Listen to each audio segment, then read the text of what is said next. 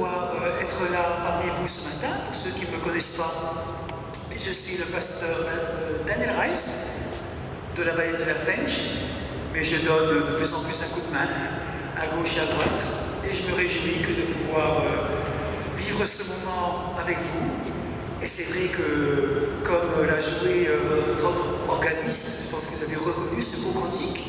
Mon Dieu, tu es grand, tu es beau, tu es ce Dieu d'amour, toi le Dieu vivant. Vous avez la chance de pouvoir avoir un organiste qui introduit comme ça les cultes. C'est beau, mon Dieu, tu es grand, tu es beau, Dieu vivant, Dieu très beau, donc en toute création. Alors, ce matin, nous sommes l'avant-dernier dimanche de l'année liturgique. Dimanche prochain, vous allez sans doute vous rassembler aussi pour vous souvenir de moments de joie et de fête.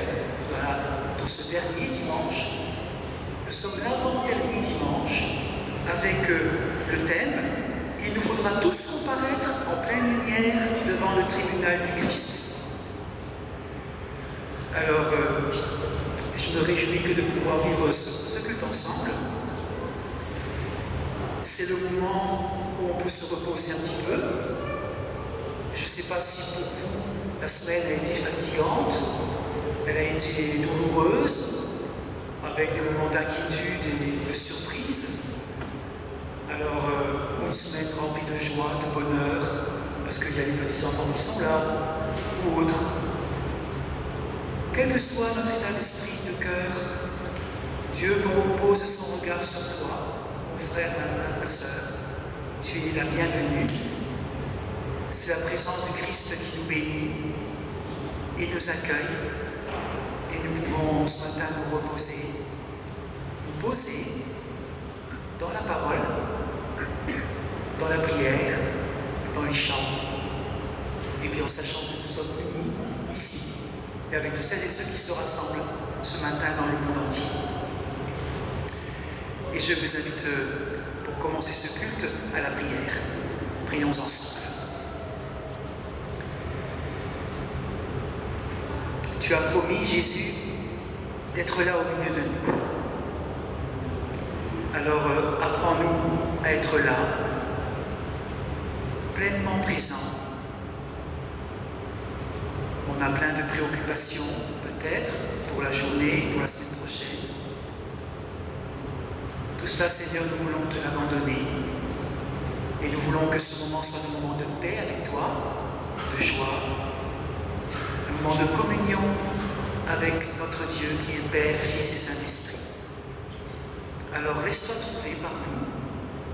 Tu es notre appui, notre force, tu es notre vie. Et nous avons confiance en toi. Au nom du Christ, nous te remercions. Amen. Et je vous invite à vous lever, pour prendre le premier chant, venez le célébrer. Son grand amour, venez le chanter, dans la joie et la reconnaissance.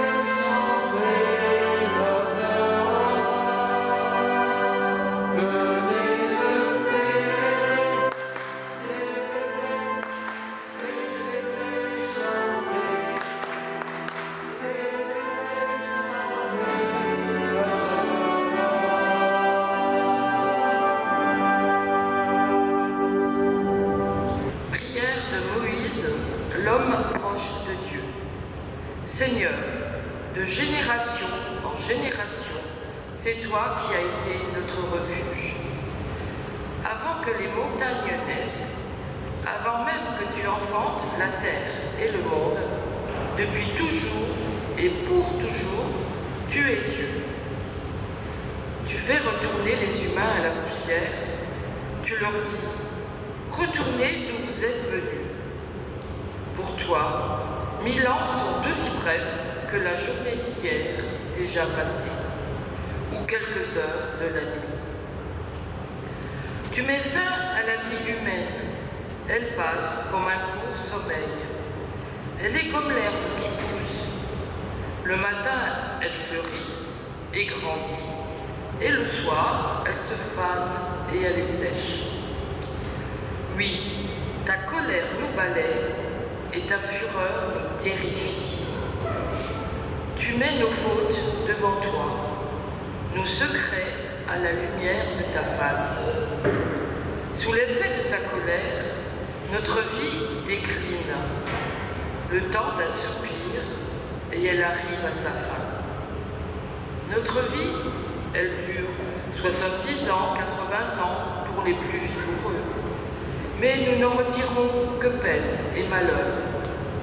La vie passe vite et nous nous envolons.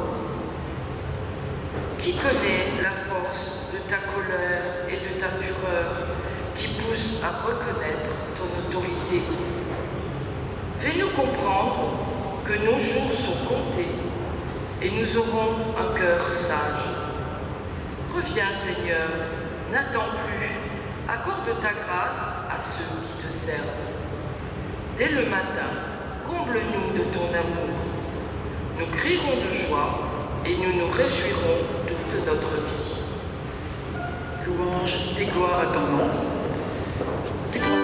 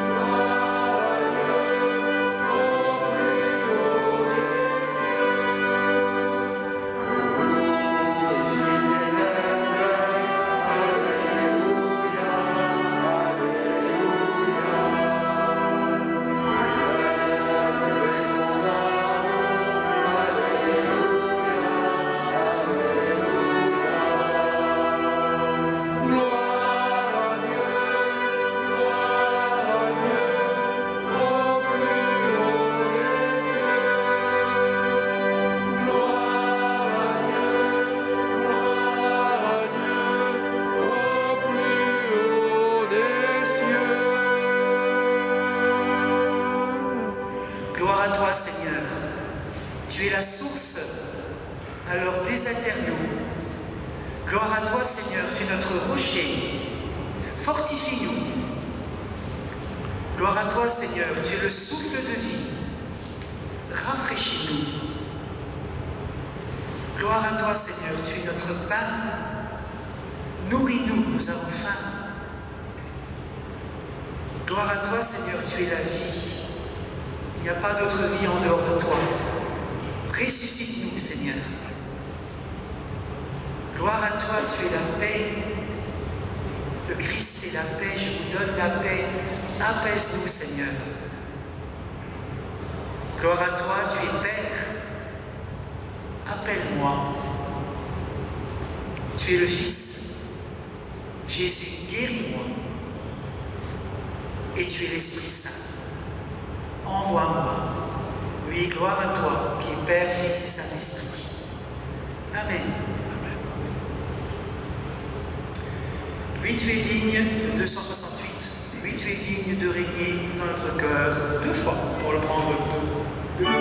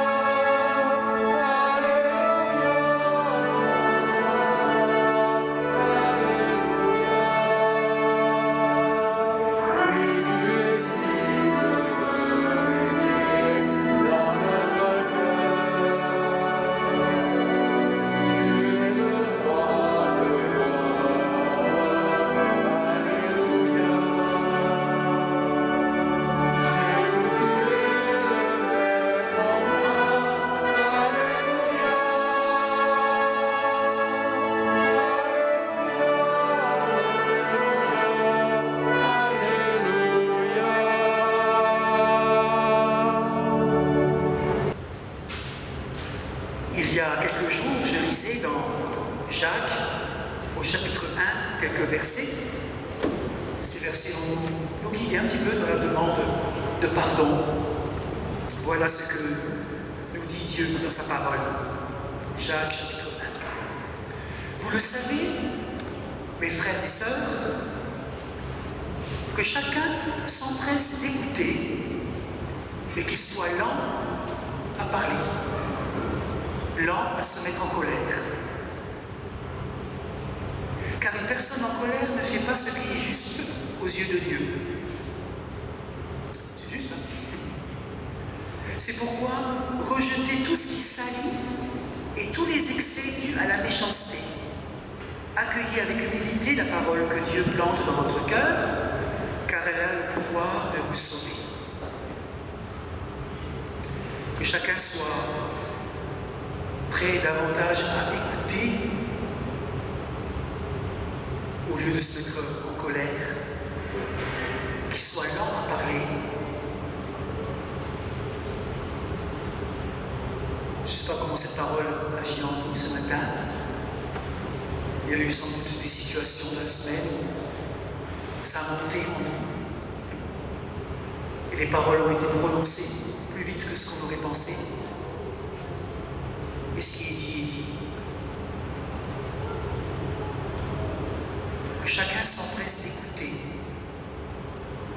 On apprécie quand on est écouté, quand on sent qu'on est écouté. On aime. Alors, nous aussi apprenons, demandons au Seigneur de nous apprendre à écouter. Et puis rejeter tout ce qui salit, tout ce qui vient peut-être de l'extérieur, tout ce qu'on voit sur nos écrans, qui nous salit.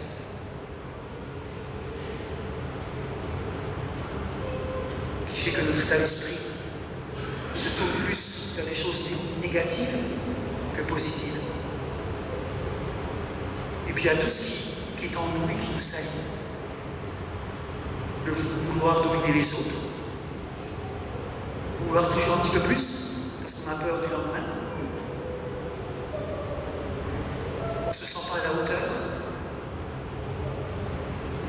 On a peut-être déçu les uns et les autres. On s'est laissé à une paresse. Tout ça en nous qui n'est pas très beau. Alors, même si Dieu connaît notre état, demandons-lui pardon. Présentons-nous devant lui.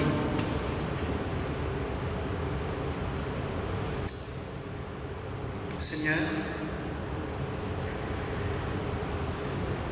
on vient de chanter « Tu es le maître en moi, oui tu es digne de régner dans notre cœur ».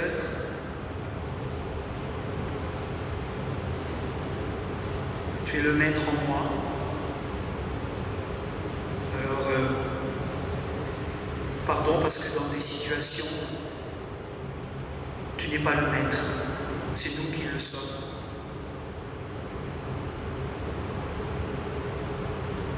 Alors on veut te déposer ce matin toute cette semaine passée, peut-être la colère qui est montée en nous, qui s'est exprimée par la bouche, qui a été dans nos cœurs et dans nos pensées. Seigneur, pardon d'avoir trop vite parlé au lieu d'écouter.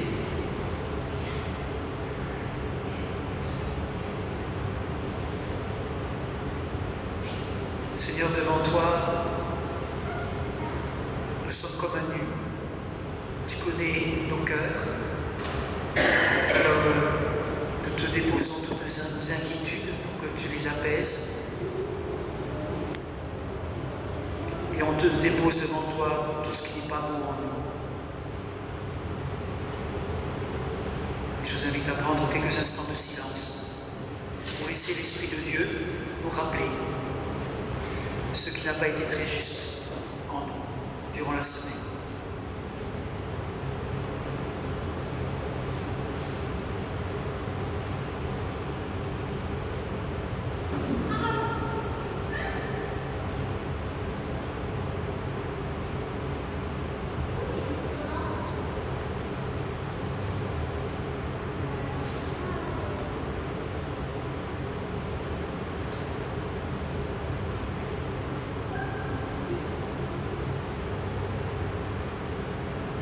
Merci Seigneur parce que nous savons que toi tu nous écoutes. Alors écoute-nous Seigneur et prends pitié. Pardon. Au nom de Jésus, nous te demandons pardon. Amen.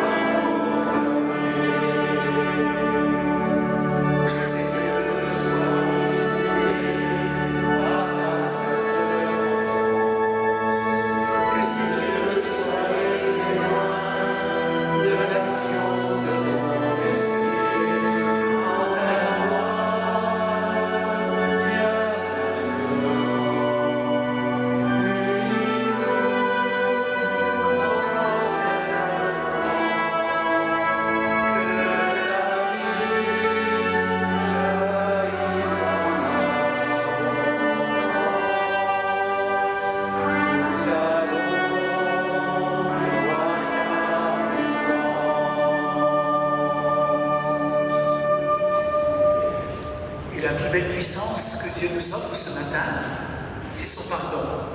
C'est une parole de vie. Elle est puissante et elle agit. Notre Dieu nous fait miséricorde.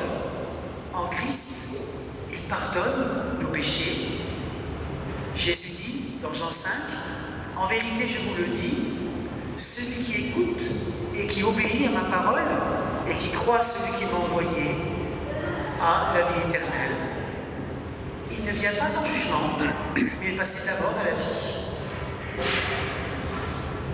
Par son pardon, nous entrons déjà ce matin dans la vie éternelle. C'est pour ça qu'au jour du jugement, on est déjà jugé ce matin. Dieu nous juge déjà.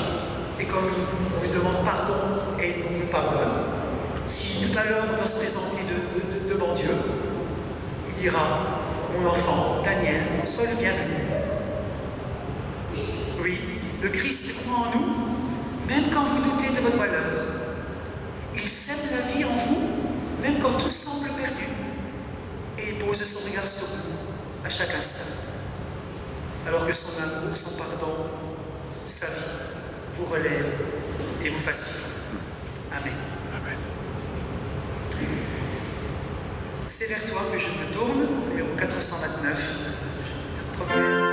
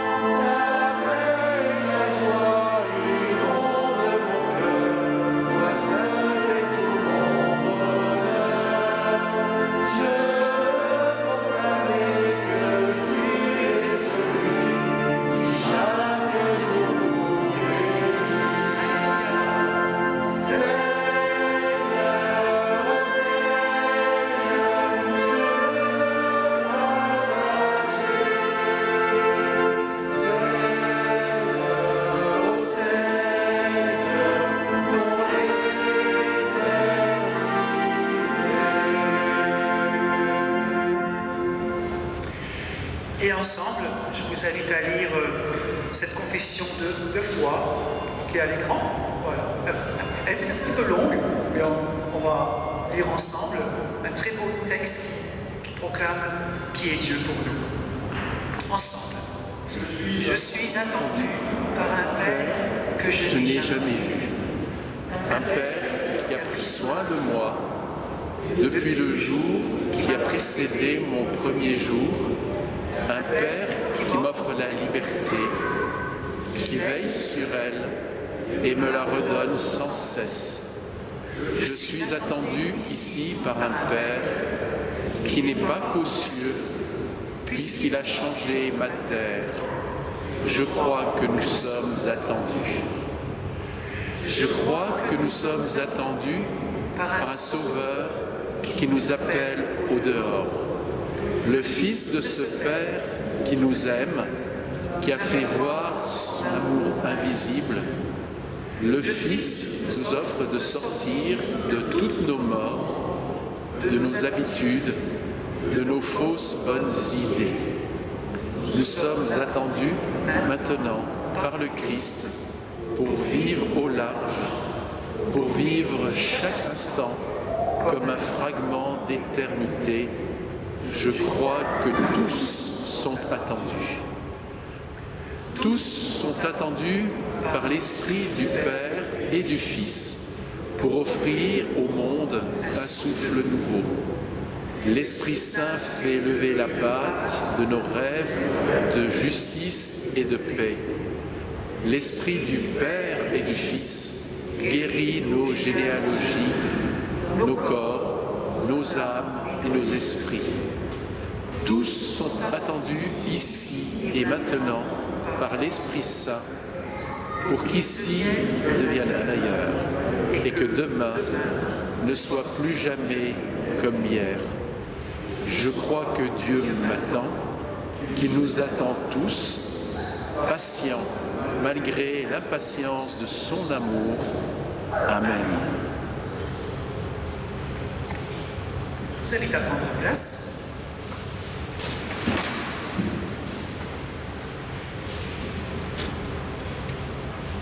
Juste avant d'écouter les textes bibliques, ces textes vont nous parler, comme durant tout le mois de novembre, ils nous parlent du retour de Jésus, de notre finitude, de la mort, de la vie.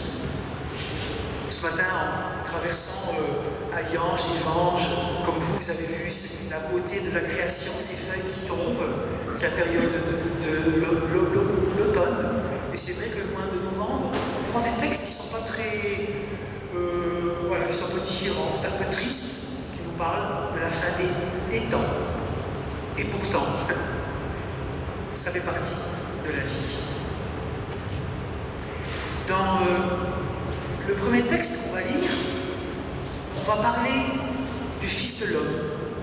Je ne sais pas si vous savez, le Fils de l'homme, dans le Nouveau Testament, pour la plupart du temps, Jésus utilise ce titre pour se décrire lui-même. Le Fils de l'homme, c'est Jésus lui-même. Et Jésus a préféré souvent utiliser le mot Fils de l'homme plutôt que le Messie. Parce que le Messie, les Juifs attendaient le Messie glorieux, tout-puissant, victorieux, qui allait mettre dehors les Romains. Et Jésus dit que le Messie, il va être là, loué, à moitié nu sur la croix. Et ça, pour les Juifs, voir le Messie là sur la croix, c'est incompréhensible. Donc c'est pour ça que souvent Jésus a utilisé le Fils de l'homme pour se décrire lui-même. Et puis, dans Luc 18, vous allez entendre une parabole. Est-ce que certains se rappellent simplement? C'est une manière de parler par image. Et Jésus utilise souvent ce genre de récit, des paraboles, pour donner un enseignement particulier au travers d'une image, d'une histoire. Alors vous allez découvrir quelle est cette histoire. Et je vous invite à la prière avant d'écouter les textes bibliques.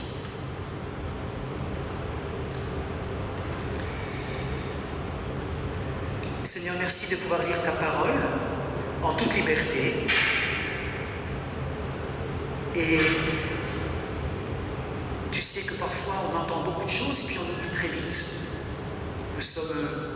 Tu sais qu'on est tellement envahi d'informations et des choses qu'on entend. Alors Seigneur, nous voulons être attentifs ce matin. Que vienne ton esprit pour que ta parole puisse graver dans nos cœurs ce qui est le plus important. Toi qui as parlé il y a 2000 ans, il y a 5000 kilomètres, pourtant Seigneur, tu parles encore aujourd'hui. C'est le même esprit dans cette parole. Alors ouvre nos cœurs, souffle l'Esprit de Dieu et donne-nous d'obéir à ta parole. Amen. Notre première lecture biblique se trouve dans l'Évangile de Luc, au chapitre 17, les versets 20 à 37. Les pharisiens demandèrent à Jésus quand viendrait le royaume de Dieu. Il leur répondit, « Le royaume de Dieu ne vient pas en se faisant remarquer. On ne dira pas, il est ici ou il est là. En effet, le royaume de Dieu est au milieu de vous. » Puis il dit aux disciples, « Un temps viendra où vous désirerez voir même un seul des jours du Fils de l'homme, et vous ne le verrez pas. On vous dira, il est ici, il est là. N'y allez pas, n'y courez pas. En effet, tout comme l'éclair resplendit et brille d'une extrémité du ciel à l'autre, ainsi sera le Fils de l'homme dans son jour. Mais il faut auparavant qu'il souffre beaucoup et qu'il soit rejeté par cette génération. Ce qui est arrivé à l'époque de Noé arrivera de même au jour du Fils de l'homme. Les hommes mangeaient, buvaient, se mariaient et mariaient leurs enfants jusqu'au jour où Noé est entré dans l'arche. Puis le déluge est venu et les a tous fait mourir. Ce sera comme à l'époque de Lot. Les hommes mangeaient, buvaient, achetaient, vendaient, plantaient, construisaient. Mais le jour où Lot est sorti de Sodome, une pluie de feu et de soufre est tombée du ciel et les a tous fait mourir. Il en ira de même le jour où le Fils de l'homme apparaîtra. Ce jour-là, que celui qui sera sur le toit et qui aura ses affaires dans la maison ne descende pas pour les prendre, et que celui qui sera dans les champs ne retourne pas non plus en arrière. Souvenez-vous de la femme de Lot.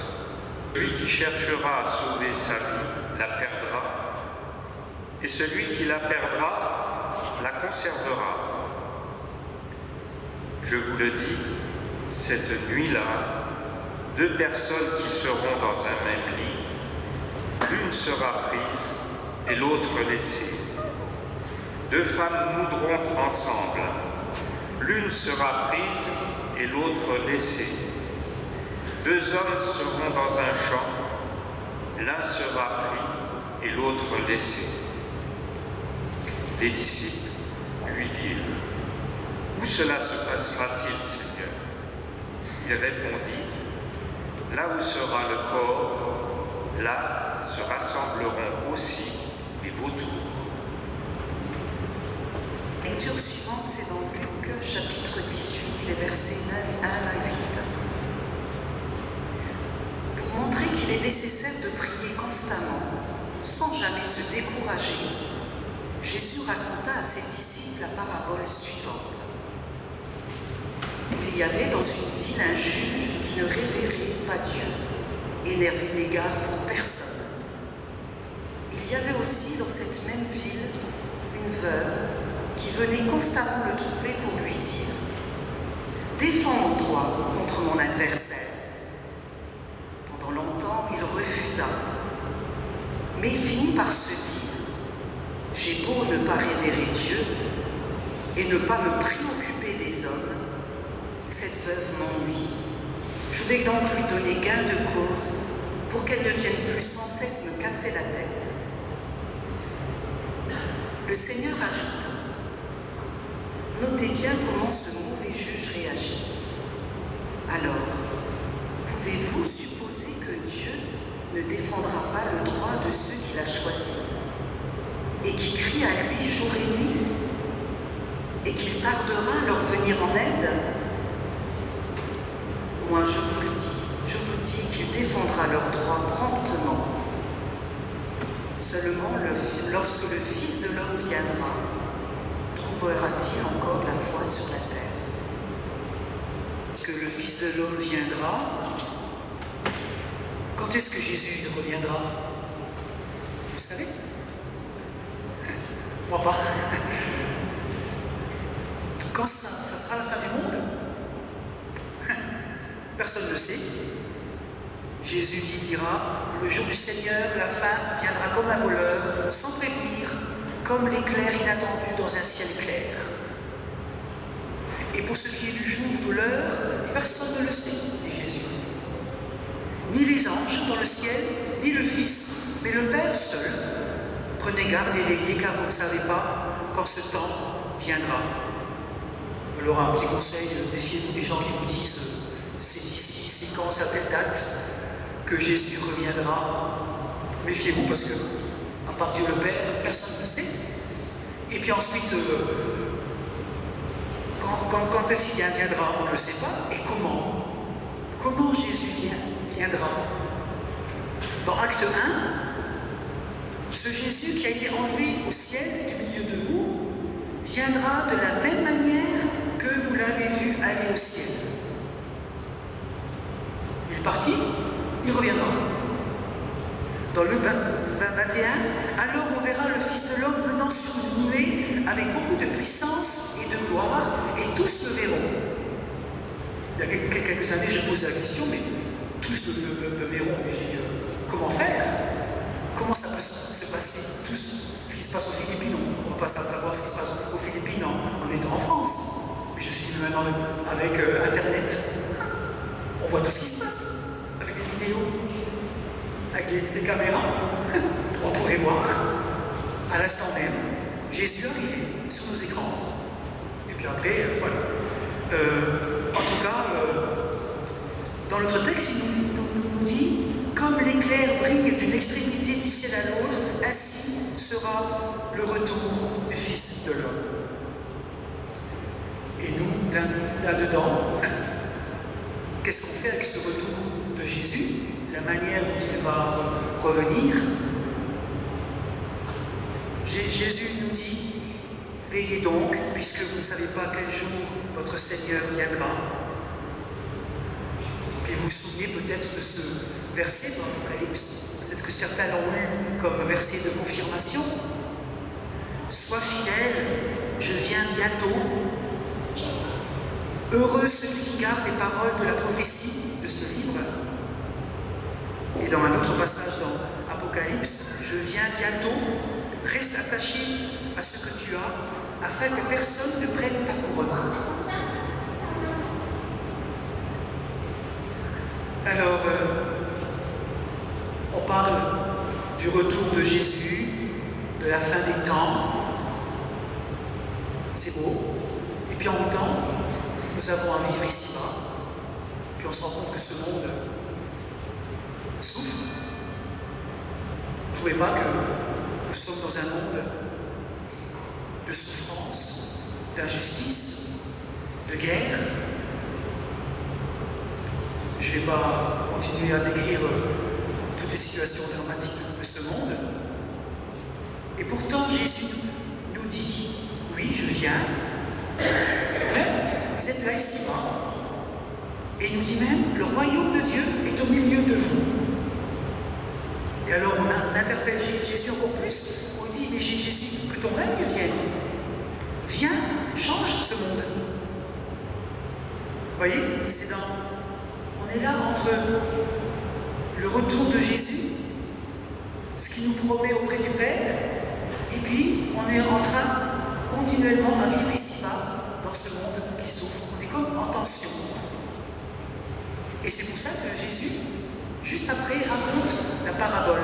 Je ne sais pas si vous avez fait attention, lorsque on nous décrit la venue du Fils de l'homme, c'est chapitre 17 dans Luc, vous pourrez vérifier. Et cette parabole qu'on nous a racontée, c'est juste le chapitre 18. C'est la continuité. Vous savez que c'est au XIIIe siècle qu'on a mis les chapitres dans le Nouveau Testament. Au départ, le texte continuait. Et souvent, on prend l'histoire de cette parabole du juge et de la veuve comme un texte un petit peu à part. C'est pour ça que Jésus dira, quand le Fils de l'homme viendra, trouvera-t-il la foi sur la terre? Ça, c'est la fin de la parabole. J'essaie de vous montrer que la parabole est en lien avec la venue du Fils de Jésus, le Fils de l'homme, avec la venue du royaume de Dieu.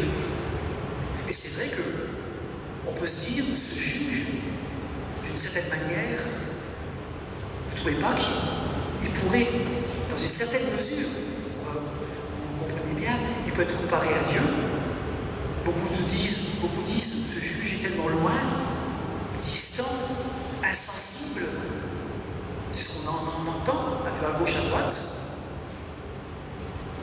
Pendant longtemps, nous dit Luc, pendant longtemps, il se refusa. Et c'est vrai que beaucoup de gens disent, mais Dieu est tellement loin, distant, qu'est-ce qu'il fait? Est-ce qu'il s'occupe de nous? Et nous, en tant qu'Église, on peut être comparé à cette veuve. Parce qu'on cherche un secours. Non? N'est-ce pas l'Église qui est tentée de céder au découragement comme cette veuve? Qui essaye de demander justice au juge? Alors voilà un petit peu le cadre. Maintenant, on va voir qui est ce juge, le premier personnage. Je ne sais pas ce que vous en pensez. Vous le voyez, non? Et la veuve. Qu'est-ce que vous pensez de ce juge?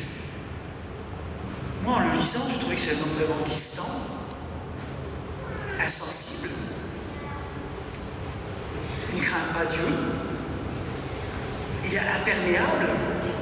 Je ne sais pas quel genre de profession, si vous voyez des personnes comme ça qui sont, de par leur fonction, distants, imperméables, face aux demandes des hommes.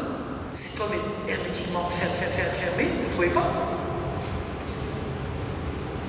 Il n'attend aucune intervention d'en haut. Il se met à l'abri de toute contrainte ici-bas. Son cœur est de glace, il est dur. En face de lui, il y a l'autre personnage, la veuve. Un adversaire veut lui arracher le peu de bien qui lui reste. La veuve, c'est l'image inverse. C'est la faiblesse, la vulnérabilité. Elle se sent perdue. Elle est perdue. Ce juge fait quelque chose. J'ai besoin. Elle n'a personne pour se défendre. Elle dépend des autres, de leur bienveillance ou de leur malveillance. Apparemment, pour elle, la partie est déjà jouée. Une petite veuve comme ça, on la met de côté, et puis débrouille-toi. Et pourtant, bonne nouvelle pour nous, c'est la veuve qui gagnera. Pourquoi? Parce que le faible a une arme, une seule, mais la plus redoutable de toutes. Cette arme, c'est la patience, l'obstination. Jusqu'à une certaine limite. Et le fort, lui, par contre, il a une faille, c'est lui-même. Je me sens fort. Et il touche en plein cœur. La veuve revient encore, elle mène un vrai combat, et un jour, ce juge, qui est apparemment insensible, qui était impassible, il craque. Il ne nous reste qu'une chose à faire pour avoir la paix. Je te rends justice. Maintenant, Raus, fous-moi la paix, j'en ai marre de te voir. Je te donne ce que tu dois, ce que je te dois.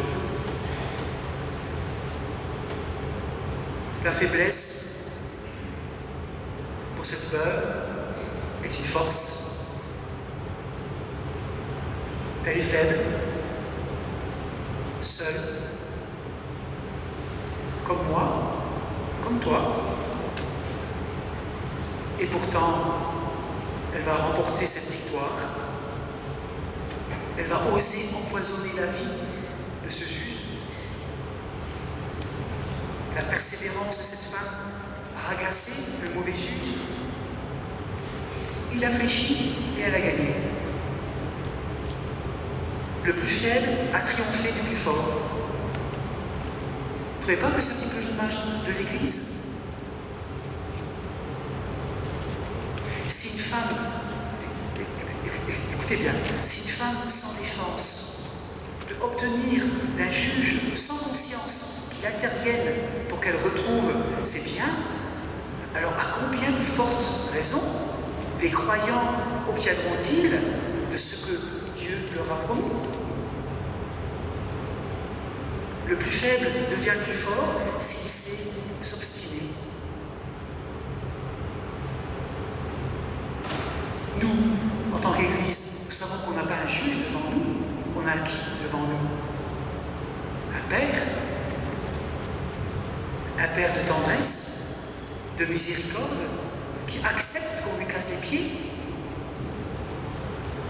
Il n'est pas un juge sans foi ni loi.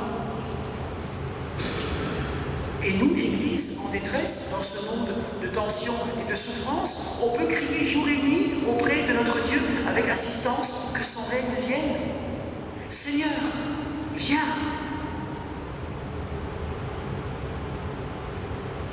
Le Seigneur de l'Église n'est pas un juge injuste.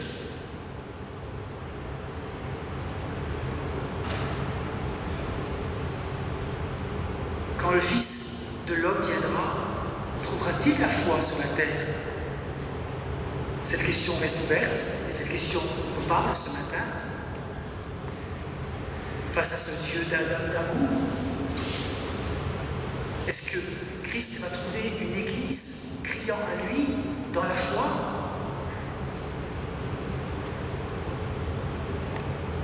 Dans notre monde qui a soif de faim et de justice, est-ce que la foi ne se décourage-t-elle pas?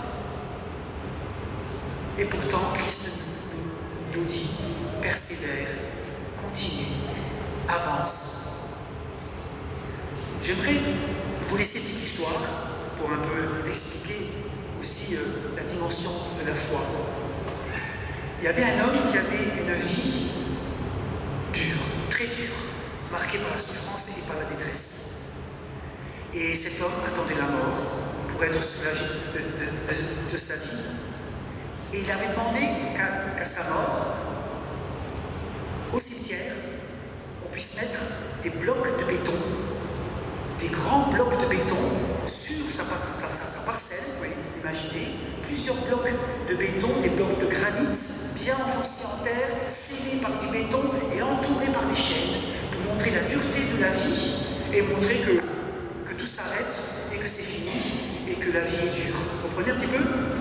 Et l'histoire raconte que lorsqu'ils ont fait tous ces travaux, puisque l'homme est décédé, et ils ont accompli ce que sa volonté souhaitait.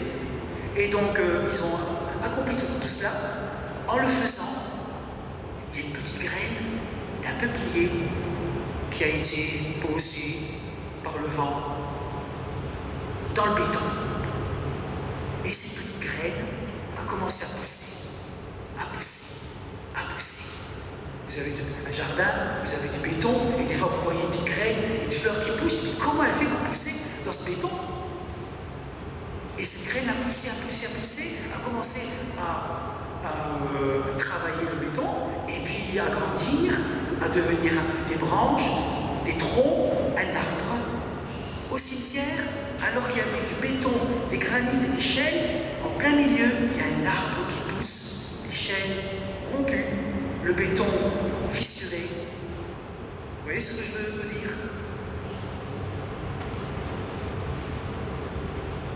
Ne sombrons pas dans la détresse comme cet homme sans espoir. Soyons patients, persévérants dans la prière, comme nous le recommande Jésus. Malgré les souffrances du temps présent, rien ne pourra faire obstacle à la venue du royaume de Dieu. Si une petite graine a fait éclater la tombe en granit, briser les chaînes, comment pourrions-nous douter de l'amour et de la puissance de Dieu?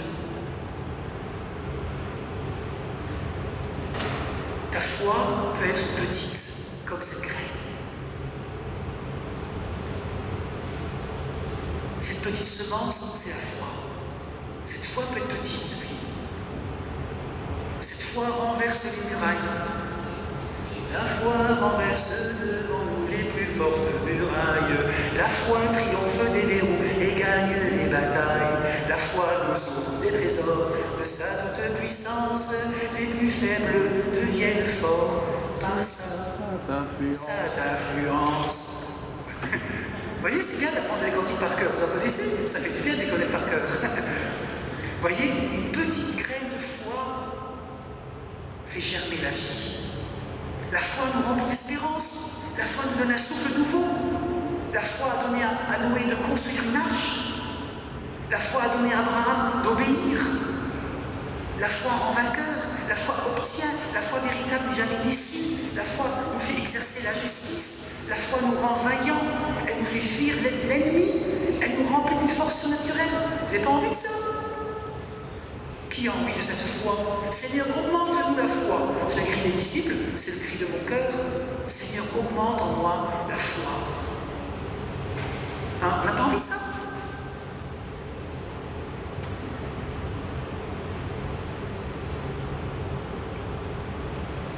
Quand je reviendrai, dit Jésus, est-ce que j'ai trouvé la foi sur terre?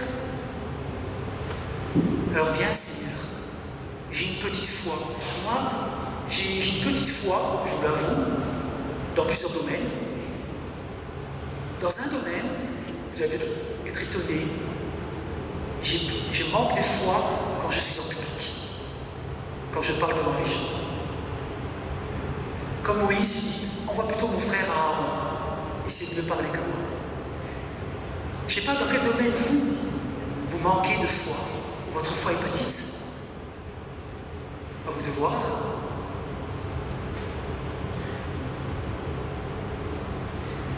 Alors, prions le Seigneur. Prions pour que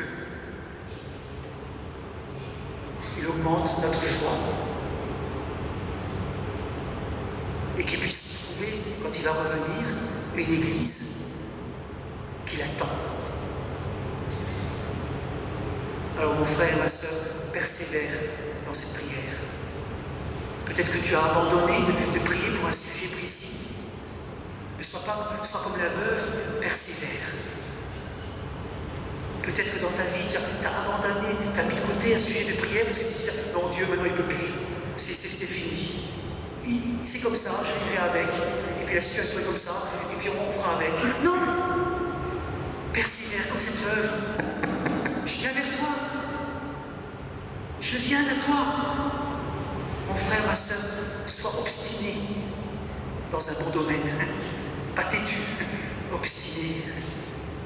Puis vous allez voir que plus que vous priez, plus que votre prière va peut-être changer.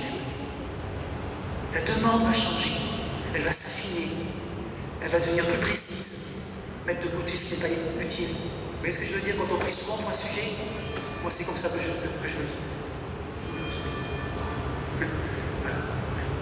Alors je me permets de vous laisser avec cette image de la foi. Dans quel domaine vous avez besoin que votre foi grandisse?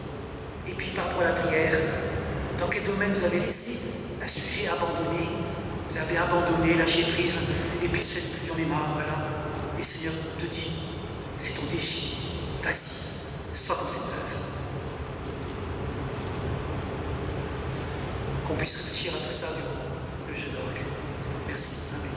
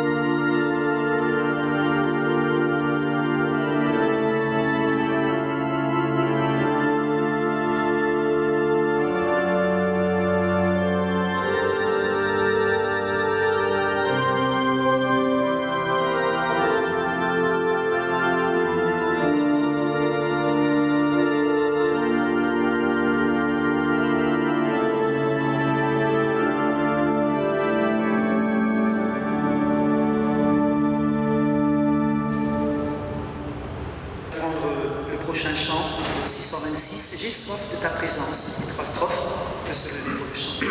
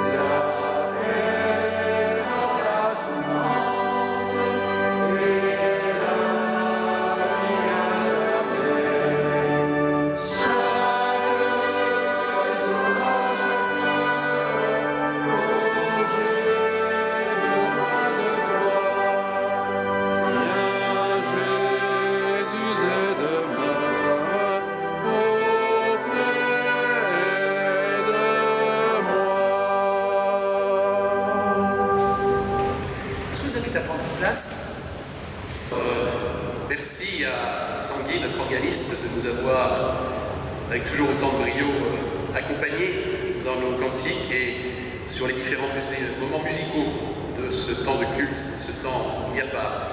Merci à Gérard également pour son accompagnement à la trompette. Merci aussi aux lecteurs qui ont contribué à la bonne tenue de ce culte. Concernant donc la vie de notre paroisse, petite rétrospective, je vais y arriver, petite rétrospective sur le week-end dernier, c'était le jour de notre kermesse. Voilà, nous sommes retrouvés nombreux, malgré ces conditions sanitaires encore un peu strictes, un peu sévères. Mais nous étions 90 environ à partager cette choucroute au foyer. Et puis, comme nous avions prévu aussi, pour ceux qui ne pouvaient pas venir partager cette choucroute avec nous, de leur proposer à emporter, eh bien là, c'est près d'une centaine de personnes qui ont pu là aussi se régaler et effectivement profiter de ce partage un peu, on va dire, communautaire. Voilà. Vous étiez également nombreux à visiter les différents stands, stand de l'ouvroir, l'atelier confiture, l'atelier broderie, et puis récupérer également vos commandes de calendrier et autres objets bibliques auprès de Monique Fox. C'est également la reprise de l'école du dimanche aujourd'hui. Voilà, nous avons les enfants qui viennent de nous rejoindre. Sachez que l'école du dimanche aura lieu, donc, et a lieu tous les dimanches à 10h15, à partir de 10h15, au foyer à côté. Donc les enfants de 4 à 12 ans sont les bienvenus. Et c'est à chaque fois un pur bonheur de les voir revenir avec le travail qu'ils ont fait, avec le thème qu'ils ont travaillé ensemble, qu'ils ont vu, et puis aller accrocher au fond du temple, effectivement, quelque chose pour le partager avec nous lorsque nous sortons à la fin de ce culte. Cette semaine, ouvroir vendredi à 14h, réunion de prière à 16h30 vendredi, et puis donc culte dimanche prochain à 10h30 dans ce temple. Ce sera un culte particulier, Daniel l'a annoncé tout à l'heure, c'est le dernier culte de l'année liturgique, c'est le moment où dans notre communauté nous faisons mémoire des différents actes paroissiaux qui ont pu avoir lieu, que ce soit les baptêmes, que ce soit les confirmations, les mariages, mais également nous faisons mémoire des êtres chers qui nous ont quittés. Donc vous êtes toutes et tous invités dimanche prochain pour partager ce moment un petit peu particulier. Voilà. Ce sera aussi un moment particulier parce que nous devrions accueillir Pierre Fox, qui viendra effectivement dimanche prochain co-présider ce culte avec moi. Et donc ce sera pour nous un vrai bonheur que de vivre ce temps suite à sa maladie, sa guérison, et de pouvoir effectivement l'entourer et être réconforté. Alors je dirais être réconforté physiquement, mais aussi être réconforté dans notre foi. Et là je voudrais remercier Daniel pour son message sur la foi. Effectivement, cette foi qui peut faire des grandes choses en nous. Et chaque instant, nous devrions effectivement prier, Seigneur, augmente en nous la foi. Voilà. Est-ce qu'il y a d'autres informations partagées que j'aurais oubliées? Je ne crois pas. C'est maintenant le moment de l'offrande. L'offrande ne sera toujours par ces temps de Covid pas recueillie pendant le culte, elle sera recueillie à la sortie. Vous avez des paniers à votre disposition donc, pour mettre cette offrande. Et je voudrais vous inviter à prier. Seigneur, nous te rendons grâce pour les dons que jour après jour, nous recevons de ta bonté. Accepte notre offrande comme un signe de notre amour et de notre consécration à ton service. Amen. Avant de prier ensemble, je voudrais vous partager l'histoire de Sita. C'est le sujet qui est aujourd'hui, qui nous est proposé par Portes Ouvertes. Sita qui est une chrétienne népalaise. C'est une jeune veuve, elle est mère célibataire, elle était mariée depuis 1 an et enceinte de 7 mois quand son mari est décédé. Et peu après la naissance de son fils, une nouvelle épreuve l'attendait. Au bout de quelques mois, le bébé est tombé malade et les médecins annonçaient à Sita qu'il ne vivrait pas longtemps. Malgré ses prières au dieu hindou, la santé de l'enfant s'est détériorée jusqu'au jour où Sita a croisé la route d'une chrétienne. Elle m'a dit que Jésus pouvait guérir mon fils. Elle a prié pour lui et peu après, il a guéri. Saisie par la puissance de l'Évangile, Sita s'est tournée vers Jésus. Mais en découvrant sa nouvelle foi, ses frères l'ont persécutée. Ils lui interdisaient de lire la Bible, de prier, d'aller à l'église. Ils la contraignaient à adorer Dieu en cachette. Je n'ai pas cessé d'aller à l'église et ma foi n'a pas faibli, nous dit Sita. Ses frères ont alors compris qu'elle ne voulait pas abandonner Jésus. Alors ils ont commencé à la battre, à la priver de nourriture. Peine perdue, Sita restait forte dans sa foi. Mais pour ne pas faire souffrir ses parents, elle a quitté la maison familiale et elle m'a dit celle-ci: Dieu était avec moi et m'a donné la force de traverser toutes ces épreuves et je prie pour mes frères. Au-delà de la foi, il y a aussi cette dimension de pardon et d'accueil de son prochain. Au milieu des persécutions, Sita a trouvé du réconfort dans la parole de Dieu, notamment dans le psaume 23, quand elle se l'est appropriée. Souvenez-vous, même si je marche dans la vallée des ténèbres, je ne crains rien, car tu es avec moi et me réconforte. Sita se réjouit de la bonté de Dieu. Mon fils unique est en vie et en bonne santé. Sans Jésus, je l'aurais perdu. Mais le Seigneur l'a guéri et m'a donné de l'espoir. Il est le seul vrai Dieu. Je n'abandonnerai donc jamais ma foi. Je prie pour que mes frères aussi voient combien Dieu est grand, conclut-elle. Voilà, Sita est aujourd'hui hébergée dans une famille chrétienne. Elle travaille dans un atelier de couture et les partenaires de Portes Ouvertes lui fournissent régulièrement une aide alimentaire et la rencontrent pour prier avec elle. Les sujets de prière qui nous sont proposés par Portes Ouvertes, c'est de louer Dieu pour les miracles qu'il a accomplis dans la vie de Sita, de prier Dieu pour la protéger ainsi que son fils, et de prier Dieu de donner à Sita les moyens financiers d'envoyer son fils à l'école. Je voudrais encore partager une chose avec vous, c'est une peine. Une peine, c'est que cette semaine, enfin hier soir, en fin de journée, Marc Louis, que nous avons régulièrement rencontré dans ce temple, c'est le mari de Ishon, qui venait tout seul depuis quelque temps. Marc Louis s'est éteint, donc il a été rappelé auprès de notre Seigneur, et un moment d'action de grâce devrait avoir lieu en fin de semaine, certainement au funérarium. Ceux et celles qui souhaitent se joindre, accompagner la famille à cette occasion-là seront les bienvenus. Voilà. Daniel d'ailleurs a accompagné la famille hier à l'hôpital pendant effectivement les derniers instants de Marc et a accompagné Ishon et ses deux filles. Voilà, nous pouvons là aussi leur remercier. Je vous invite à la prière. Seigneur Dieu, grâce te soit rendue pour ta parole qui nous éclaire et nous guide. Que notre vie tout entière soit un reflet de ta volonté. Que chaque jour, nous nous tournions vers toi en te disant « Augmente notre foi ».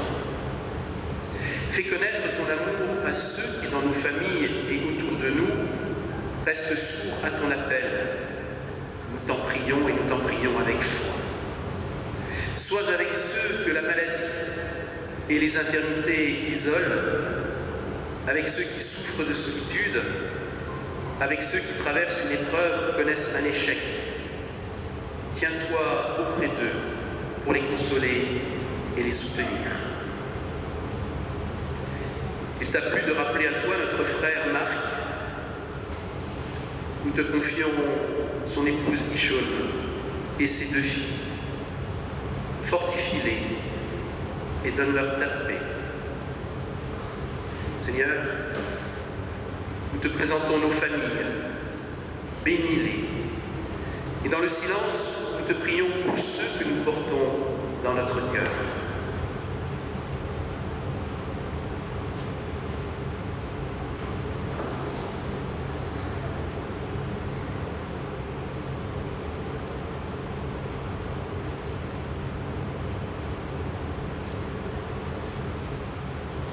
Nous te louons pour les miracles accomplis dans la vie de Sita, cette jeune veuve népalaise. Protège-la ainsi que son fils. Donne à Sita les moyens financiers pour l'envoyer à l'école. Nous te prions également pour notre Église, et plus particulièrement pour les paroisses de notre secteur, insufflant en nous par ton esprit une réelle volonté de te servir et de te suivre. Regarde avec bonté le pays dans lequel nous vivons, assiste dans leur charge ceux qui ont autorité parmi nous, et qu'ainsi chacun puisse œuvrer en paix pour le bien de tous. Donne ta paix à ce monde troublé. Oui Seigneur, notre monde est assoiffé de justice et de paix. Nous te prions pour tous les hommes politiques, que ton esprit les guide. Et ensemble, nous voulons te dire, notre Père, qui es aux cieux, que ton nom soit sanctifié, que ton règne vienne, que ta volonté soit faite, sur la terre comme au ciel. Donne-nous aujourd'hui notre pain de ce jour. Pardonne-nous nos offenses, comme pardonnons aussi à ceux qui nous ont offensés. Et ne nous laisse pas entrer en tentation, mais délivre-nous du mal, car c'est à toi qu'appartiennent le règne, la puissance et la gloire, pour les siècles des siècles. Amen. Gloire au Seigneur de la vie, les 3 strophes.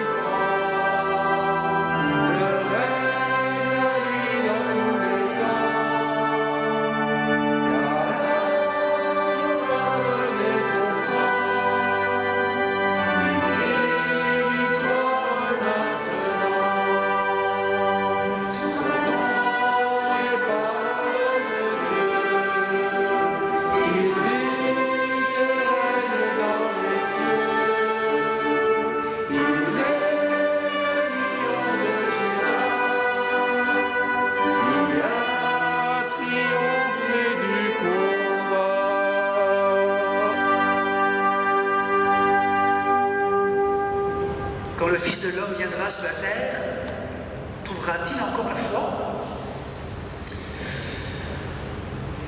Que le Seigneur vous bénisse et vous garde, que votre cœur soit humble et réceptif aux uns et aux autres et aux choses de Dieu, et non pas aux celles du monde, à celles du monde. Oui, que le Père, le Fils et l'Esprit Saint vous bénissent, vous gardent dans sa paix. Amen.